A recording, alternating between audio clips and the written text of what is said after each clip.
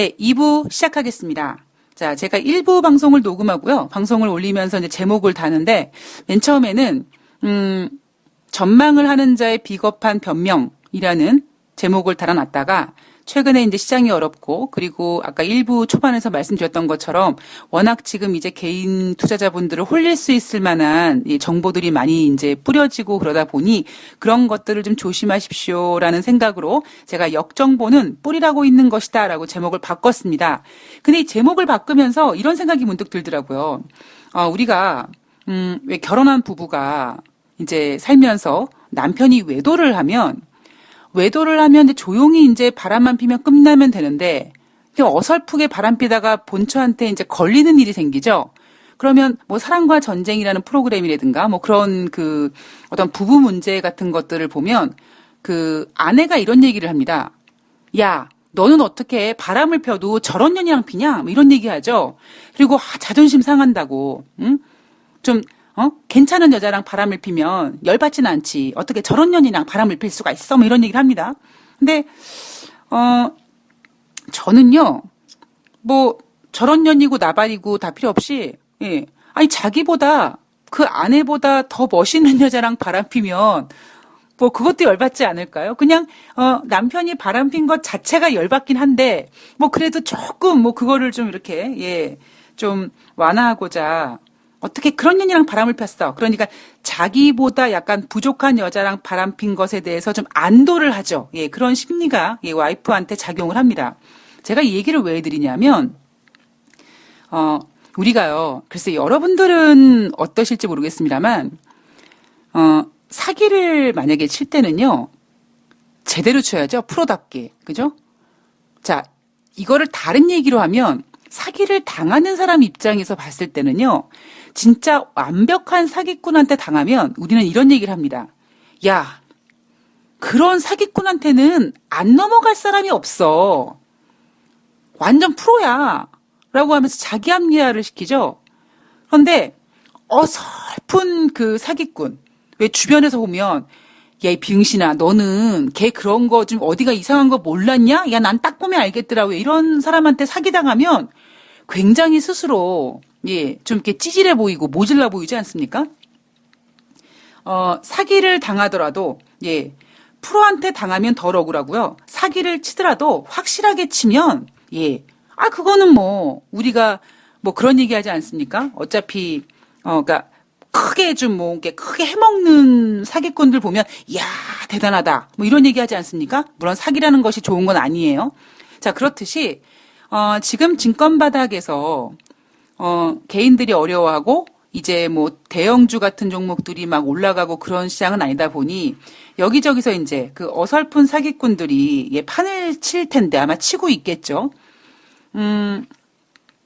여러분들께서 만약에 사기를 당하시려면요, 예, 좀 그래도, 예, 좀, 예, 괜찮은 놈한테, 괜찮은 놈의 정보를 받아서 당하시는 게 나을 거라고 저는 생각을 합니다. 어설프게, 예. 누가 봐도 허접한 그런 전문가들한테 여러분들의 소중한 자산을, 예, 홀랑 넘기지 마시고요. 예, 당할 때 당하더라도, 예, 야, 저거는 정말 빼도 박도 못하고 정말 당할 수밖에 없는 그런 놈이었어. 라고 스스로 나중에 위로라도 할 수 있게. 제가 지금 이거 웃자고 하는 얘기인 거 아시죠? 웃자고 하는 얘기가 아니라 그만큼 지금 시장에서 속된 말로 개나 소나 허접한, 예, 예, 꾼들이 여러분들의 지갑을 털기 위해서 지금 엄청난 작업 중이라는 거를 제가 여러분들께 전해드리고 있는 겁니다. 예.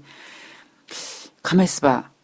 미쓰리가 사기꾼한테 당하더라도 그럼 확실하게 당하라고 했으니까 이거 그럼 내가 어떤 정보를 받았는데 해도 되나 이런 얘기 아니에요. 예. 가끔씩 저는 제가 얘기한 거와 달리 조금 다르게 해석하시는 그런 분들을 보면서 이거 하면서 둘이 따로 만나서 손을 잡고 눈을 마주치면서 진지하게 다시 한번 얘기를 해봐야겠다. 그래서 다시 한번 내 뜻을 전달해야겠다. 뭐 이런 생각도 하게 되는데, 예, 조심하셔야 됩니다, 여러분. 지금 상당히 시장이요, 꾼들이, 예, 여러분들의 지갑을 열기 위해서 판을 치고 있습니다. 자, 유럽에 대한 이야기를 좀 먼저 해보도록 하겠습니다. 제가 1부 마지막 부분에서 22일 날 영국의 보리스 존슨이든 제레미 헌트든 둘 중에 누가 하나 영국의 총리가 될 것이고, 영국의 총리가 되면 당장 유럽연합으로 달려가서 융커 위원장이 멱살을 붙잡고 협상을 다시 하자 그럴 것이다. 자, 보리스 존슨이든 제레미 헌트든 유럽연합으로 달려가서 융커 위원장의 멱살을 잡기 직전에 이미 영국 내에서 야당이 또 제2국민투표를 한 해 뭐 한 해 또 할 겁니다.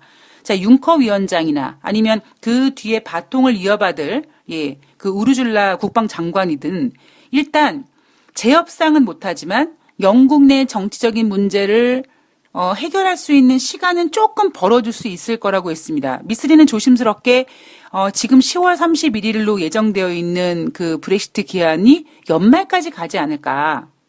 자, 그런 생각을 가지고 있습니다. 자, 우선 라가르드 IMF 총재가 이제 9월 12일자로 IMF 총재직에서 내려와서 22 드라기 총재의 바통을 이어받습니다.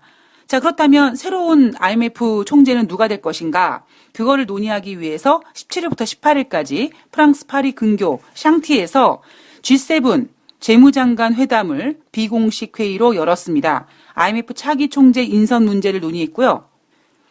이 유럽 재무장관들이 유럽 국가들이 유럽의 단일 후보를 내세워서 그냥 몰표를 해주자 이렇게 합의를 봤습니다. 그리고 그 몰표를 몰아주고 뭐 그런 모든 과정을 총괄 책임지는 사람을 프랑스 브리노 르메르 재정경제부 장관에게 일임했습니다. 자, 이 사람은요, G7 의장국 재무장관 역할을 지금 맡고 있고요. IMF 차기 총재직에 도전하지 않기로 선언했습니다. 그러니까 나는 권력에 욕심이 없어. 난 IMF 총재 안 할 거야 라고 했으니까 그래? 그러면 너 다음에 IMF 차기 총재 그 자리에 앉히는 거 우리 유럽연합에서 밀어줄 테니까 그냥 한 사람 단일 후보로 이렇게 앉힐 수 있도록 네가 노력해봐. 이렇게 권력을 위임한 거죠. 2차 세계대전 이후에 IMF와 세계은행의 지금 총재들은요. 모두 유럽과 미국에서 나눠 먹게 했습니다. 뭐 아시아 쪽은 나오지도 않았고요. 자, IMF 역대 11명의 총재 모두 유럽에서 배출됐습니다. 자, 그런데 이 사람들이 왜 비공식 회의를 열어서 유럽 단일 후보를 내세워서 전폭적으로 지지해주자 여기에 왜 합의를 했느냐? 최근 들어서 유럽 위상이 흔들리고 있거든요.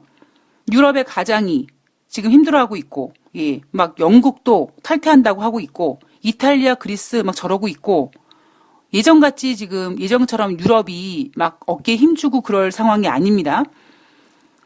그러다 보니 혹시 IMF 총재를 유럽 출신이 아니라 비유럽 출신에서 배출되면 어떻게 하지라는 우려감 때문에 뭔가 의견이 나눠지고 이렇게 되면 혼란스럽고 그래서 혹시 유럽 출신 외 사람이 IMF 총재가 될까봐 힘을 좀 몰아주자 이거죠. 지금 후보로 올라온 사람이 가장 강력한 후보가 바로 영국의 영란은행 총재고요. 두 번째로는 조지 오스본 전 외무장관입니다. 그리고 스페인 재무장관, 네덜란드 전 재무장관도 차기 IMF 총재 후보로 지금 올라와 있고요. 불가리아 출신의 세계은행 CEO도 그리고 지금 그 드라기 총재가 이탈리아 출신이죠. 이탈리아 출신의 드라기 총재가 이제 라가르드 총재한테 바통을 물려주고 야, 너 한번 IMF 총재 한번 해볼래? 뭐 이렇게 지금 후보에 올라와 있습니다. 이 라가르드 총재 IMF 이 총재의 바통을 이어받을 강력한 후보는 지금 영란은행의 총재다 정도로만 알고 있으시면 될 것 같습니다. 그리고 2019년 11월 어떤 일이 벌어지느냐? 지난 5월 달에 열렸던 유럽의회 선거 결과로 이제 만들어진 그 어떤 지도부가 교체가 되는 때가 바로 그때입니다. 자, 세계 최대 전자상거래 업체 아마존에 대한 반독점 위반 조사를 여전히 강력하게 도입하고 있습니다. 그러니까 유럽연합이 이런 것 같아요. 아까 조금 전에 IMF 총재를 선출함에 있어서 최근 들어 유럽의 위상이 이렇게 흔들리고 있으니 뭐 힘을 좀 몰아주기 위해서 단일 후보를 내보내자라고 했던 것처럼 최근에 유럽은요, 야, 우리 정신 좀 차리자. 우리 요즘에 너무 쪽팔리는 것 같아. 이런 어떤 다시 한번 으쌰으쌰하자 뭐 이런 기운이 좀 있는 것 같습니다. 그래서 지도부 교체를 앞두고도 여전히 강력하게 미국에 대한 압박을 하고 있습니다. 아마존에 대해서 반독점 위반 조사 돌입했고요. 반도체 칩 제조업체인 퀄컴에게 경쟁법 위반 혐의로 2억 4,200만 유로 과징금 부과하기로 했습니다. EU 경쟁 담당 집행위원인 이 베스타게르라는 사람이요. 실리콘밸리 기업의 저승사자라고 불리우는 사람이라고 합니다. 그만큼 유럽연합의 경쟁 담당 집행위원인 이 사람이 미국의 실리콘밸리 기업들을 쥐잡듯이 잡는 스타일인데, 이 사람이 지금 현재는 유럽연합의 경쟁 담당 집행위원이지만 올해 이제 다가오는 11월 달에는 유럽연합의 새로운 집행위원회에서 수석 부위원장이 됩니다. 예, 더욱더 강력하게 실리콘밸리 기업에 대해서 압박할 수 있겠죠. 자, 제가 앞서서 프랑스가 이 디지털세를 도입했다. 자, 영국도 디지털세를 도입했다. 이게 지금 유럽연합의 분위기입니다. 자, 미국이 가만히 있어봐. 유럽연합 저것들 보자 하니까 기어오르네. 뭐 이렇게 생각할 수 있죠. 그러나 지금, 미국 같은 경우에는 좀 정신이 없어요. 예, 그리고 유럽연합 같은 경우에는 얼씨구, 그래, 지금 보아하니까 제가 며칠 전 방송에서 트럼프 대통령은 3천억 달러에 대해서 중국에 대해서 관세를 쉽게 때릴 수 없다. 왜냐하면 관세를 때리는 순간에 어찌 보면은 중국 트럼프 대통령의 그 재선에 문제가 생길 수 있거든요. 자, 그런 것을 누가 보고 있느냐? 유럽연합 입장에서도 보면 트럼프 이제 네가 관세를 때리다 이제부터 어느 정도 선에서 네가 또 때린다면 이제는 너한테 네가 다른 나라의 관세 부과 때린 것으로 인해서 네가 이제 부담이 되겠구나라는 거를 감지했겠죠. 그러다 보니 이제는 미국이 공공의 적이 돼서 여기저기서 어디 미국 트럼프 너 한번 관세 때리려면 때려봐. 쉽게 못 때리잖아 이제는. 이런 상황이 되고 있는 게 아닌가 싶습니다. 자, 이란에 대한 이야기를 좀 넘어가 보면은 아까 제가 일부에서 트럼프 대통령이 미군이 이란의 드론을 격추했다 뭐 이런 발표를 했고, 그리고 호르무즈 해역의 어떤 안전 문제에 대해서 각국이 협력해야 된다라는 얘기를 다시 한번 언급했다라고 말씀을 드렸습니다. 지금 이란의 문제는 미국과 이란 간의 핵협정 파기, 그리고 이란의 개김, 뭐 핵 우라늄 농축을 더 증가시키고 이런 부분, 그리고 호르무즈 해역에서 서로 이제 뭐 유조선을 공격한다든가 미국의 드론을 이란이 격추시킨다든가 이런 지금 왔다 갔다. 그리고 지금 영국이 이란의 그레이스 1호 유조선을 지금 억류하고 있죠. 그리고 이란은 니네 그랬어. 우리도 보복할 거라고 지난주에 영국의 유조선을 납치하려다가 실패했습니다. 그런데 며칠 전에 이 파나마 선적 유조선 하나가 없어졌어요. 근데 이란이 그랬죠. 우리가 구조한 거다. 그러니까 또 반대쪽에서는 야, 그 배가 구조해달라고 신호를 보낸 적이 없어. 이게 무슨 개소리야. 뭐 이런 얘기를 했습니다. 자, 그런데 이란의 혁명수비대가 18일 날 동영상을 공개했는데요. 이란이 조난 신호를 받고 구조했다는 그 파나마 선적의 유조선을 어찌 보면 구조한 게 아니라 이란산 석유 원료를 해상 환적 수법으로 밀수하던 외국 유조선 한 척과 선원 12명을 법원의 명령에 따라 억류했다라고 발표를 했습니다. 제가 이란이 이 파나마 선적의 유조선을 법의 뭐 어떤 규정에 따라라는 얘기를 제가 어제 방송에서 자꾸 강조해 드렸죠. 왜냐하면 이란은 어떤 지금 영국을 긴장시키든 미국한테 개기든 어쨌든 간에 뭔가를 액션을 막 할 때 최소한 자기 입으로 야, 나 이거 법에 따라 하는 거야? 우리 흔히 잘 살면서 야, 법대로 해. 법대로 이러는 것처럼 이거 법에 맞는 짓을 한 거야. 우리 위법행위한 게 아니라는 걸 자꾸 어필합니다. 왜냐하면 위법행위가 돼버리면 미국이든지 영국이든지 연합군이든지 이란을 공격하는 데 있어서 합법화가 되다 보니까 이란 입장에서는 자꾸 무슨 짓을 하면서 야 이거 법에 따르는 거야? 이렇게 얘기할 수밖에 없는 겁니다. 분명히 조난 신호를 받고 구조했다라고 했는데 발표한 거는 이거 배에 가서 뒤져봤더니 말이지 이거 밀수한 거네. 이거 법 어긴 거네. 그래서 우리가 억류한 거야. 이렇게 얘기했어요.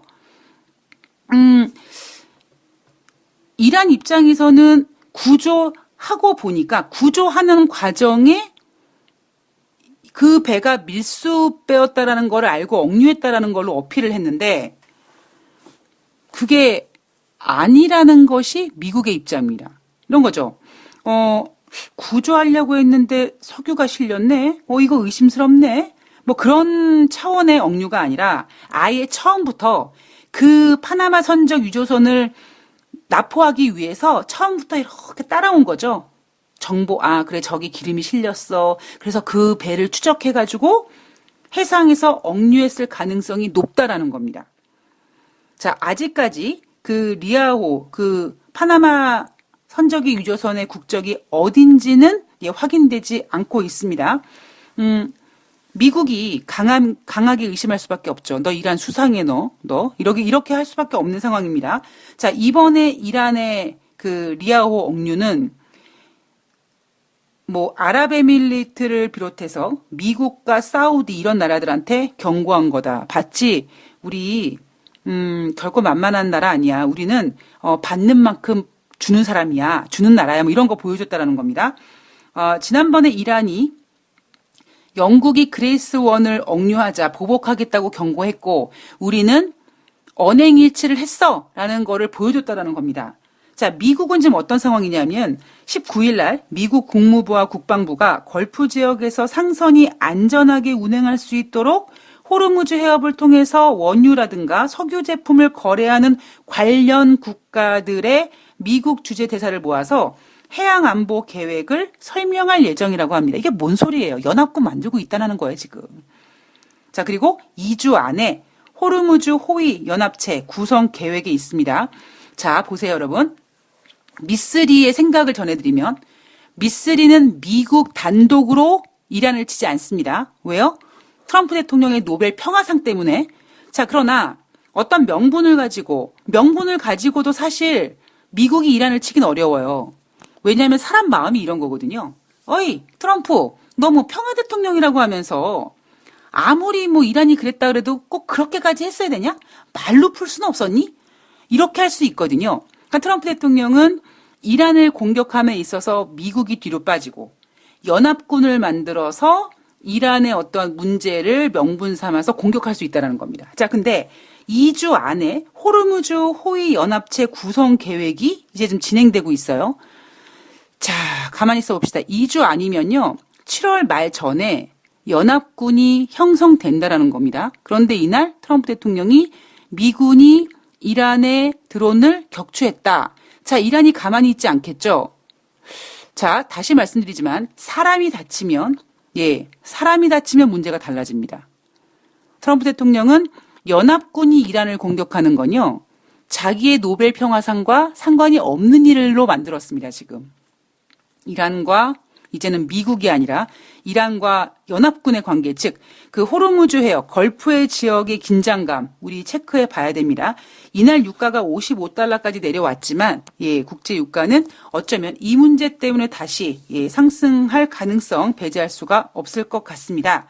자, 트럼프 대통령의 이야기를 좀 해보면 민주당의 여성의장 낸시 펠로시가 이 탄핵을 상당히 싫어하죠.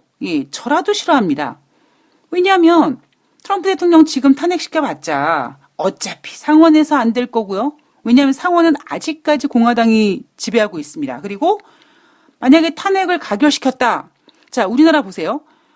박근혜 전 대통령을 탄핵시키자마자 박근혜 대통령의 그 지지층을 집결시키는 그런 일이 벌어졌습니다. 그것처럼 트럼프 대통령을 만약에 지금 임기 중에 탄핵시켜버리면 오히려 트럼프 대통령의 지지층이 더 결집될 수 있다.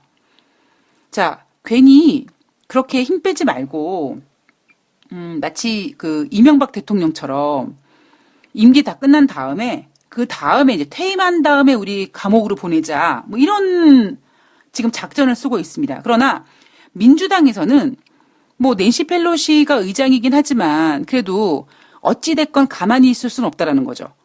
그래서 민주당 의원이 탄핵안을 표결에 붙였고 표에 들어갔는데 찬성이 95표, 반대가 332표로 부결됐습니다. 자, 민주당 의원 40%가 탄핵안을 찬성했고요. 공화당은 모두 반대했죠. 이 부결이 주는 의미가 뭐냐? 시장에서는 이렇게 해석합니다.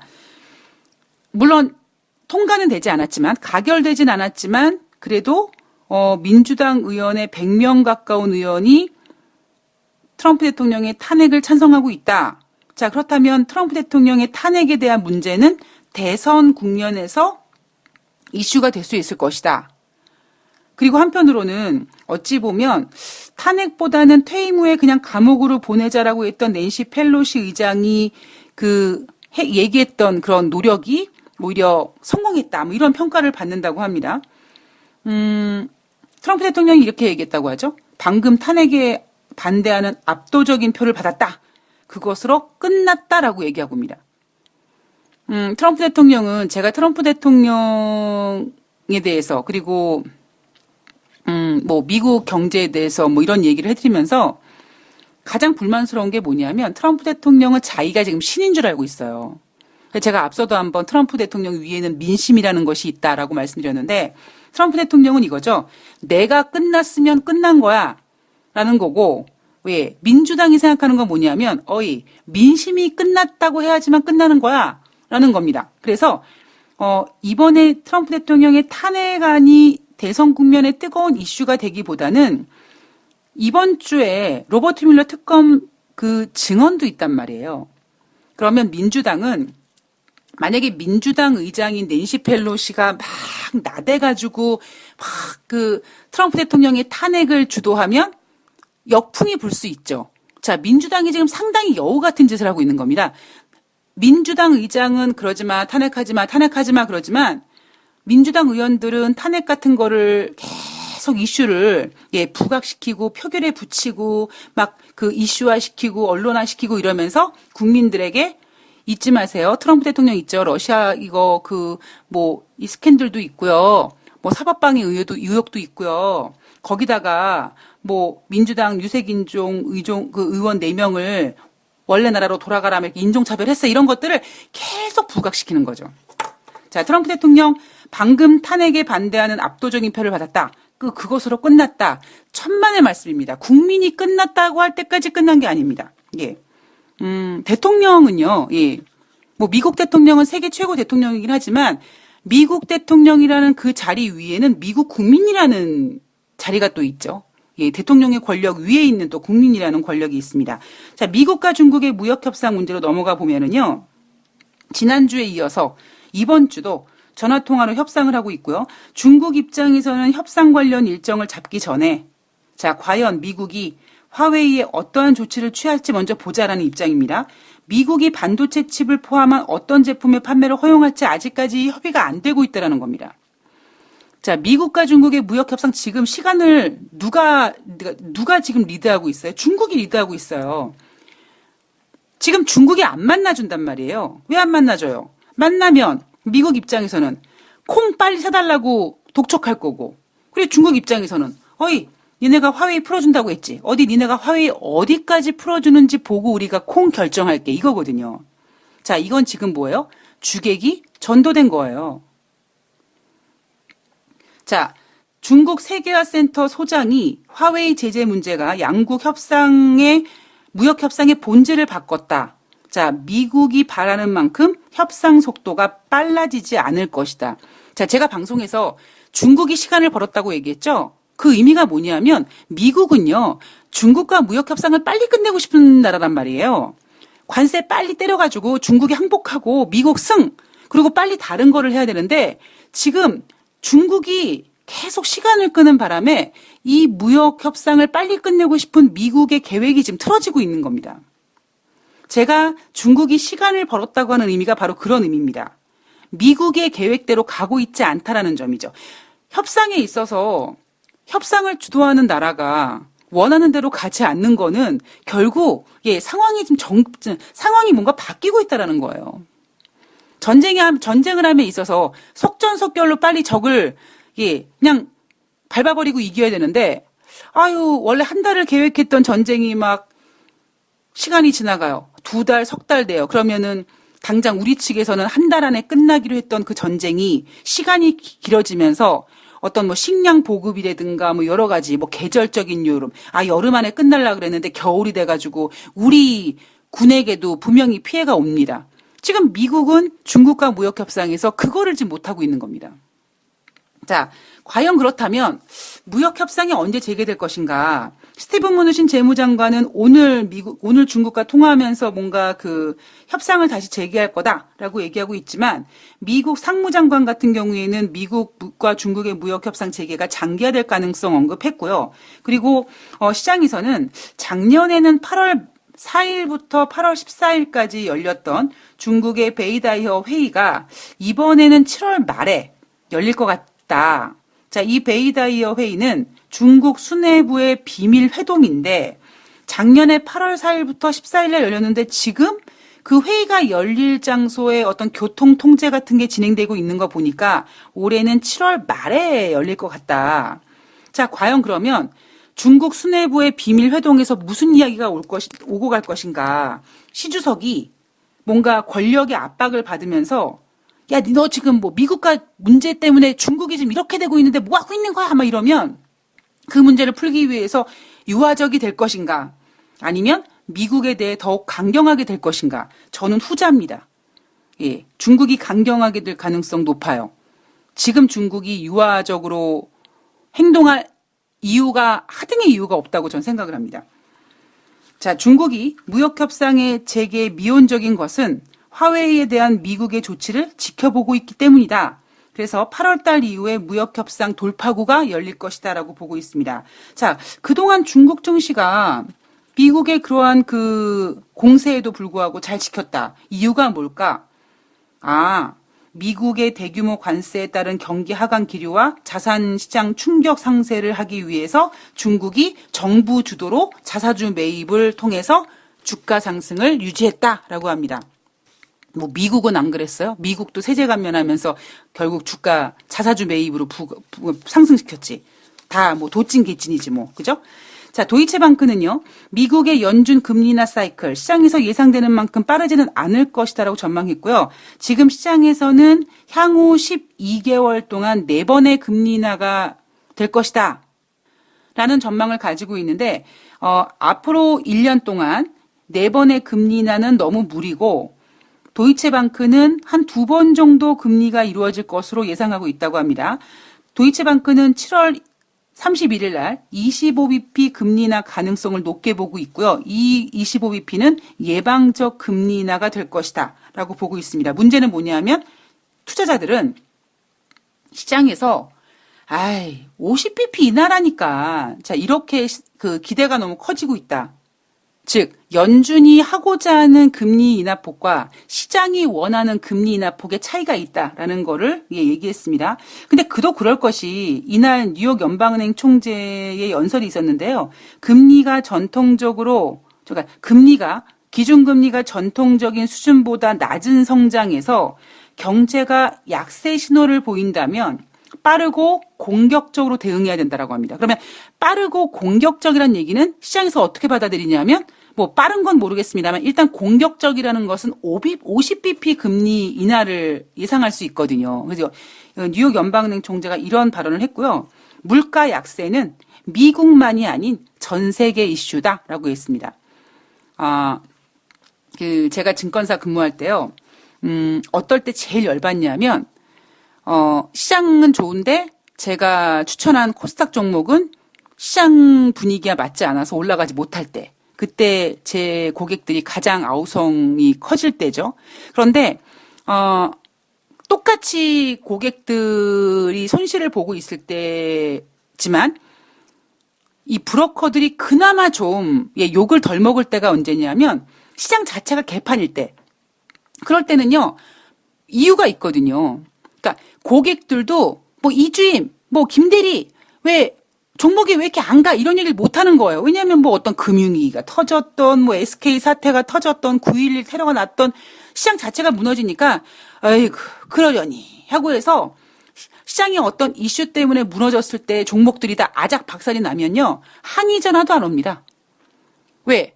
그럴 때는 아니 고객님, 뭐 지금 시장이 이런데 뭐 제가 추천한 종목만 안 갑니까? 다른 종목들도 다 안 가지. 뭐 이런 그 변명을 하거든요. 지금 생각해보면 상당히 비겁한 변명이라고 전 생각을 합니다. 왜냐하면 결국 그 얘기는 뭐냐면 시황을 보지 못했기 때문이라는 거죠. 그래서 제가 오히려 증권회사 브로커로 다녔을 때, 즉 고객들의 돈을 말아먹었을 때는 시황의 중요성을 몰랐는데 나중에 이제 시황의 중요성을 알게 된 겁니다. 그것처럼 미국이 얼마 전만 해도 잘 나갔다, 대단하다. 뭐 다른 나라는 뭐 힘들지만 우리는 대단하다라고 했던 그 미국이 이제 뭐라고 변명을 합니까? 물가 약세가 진행되는 나라가 우리나라뿐만 아니라 다 그렇거든. 이렇게 즉 미국이 약해지는 게 아니라 그냥 분위기가 이래서 그렇다라고 위로하고 있습니다.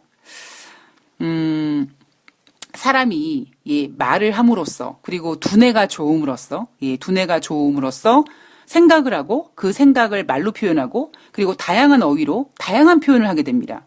그때 다르죠. 경제는 코에 걸면 코걸이, 귀에 걸면 귀걸이인 것처럼 인간이 하는 그 인간의 새치의 혀로 그 나불거리는 그 몇 마디의 말로 이 엄청난 금융시장이 움직이는 것도 참 아이러니하고 재밌고 웃기고요. 예.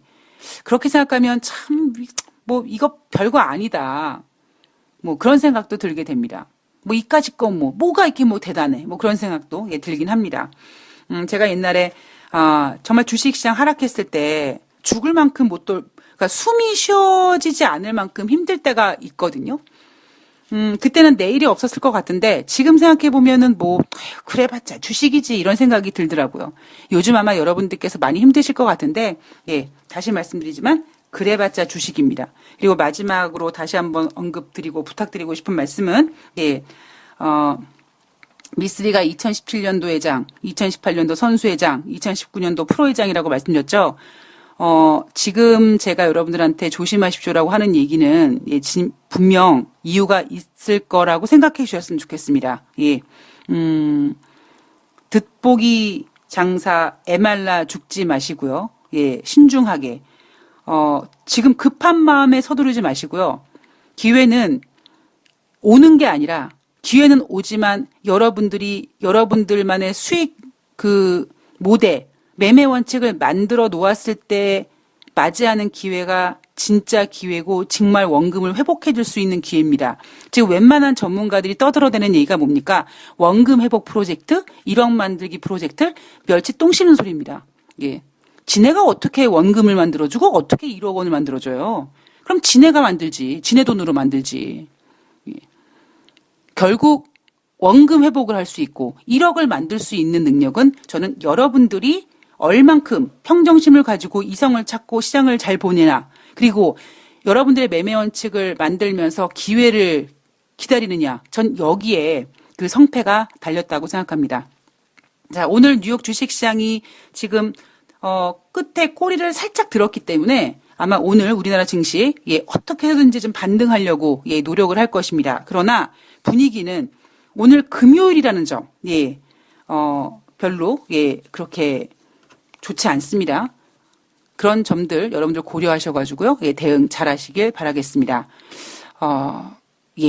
시장에 대한 이야기는 또 다시 한번 또 전해드릴 수 있는 시간을 준비하겠습니다. 한 주 동안 고생 많으셨고요. 저는 내일 금요일 날 뉴욕 증시 마감 현황 그리고 글로벌 이슈 체크 가지고 돌아오도록 하겠습니다.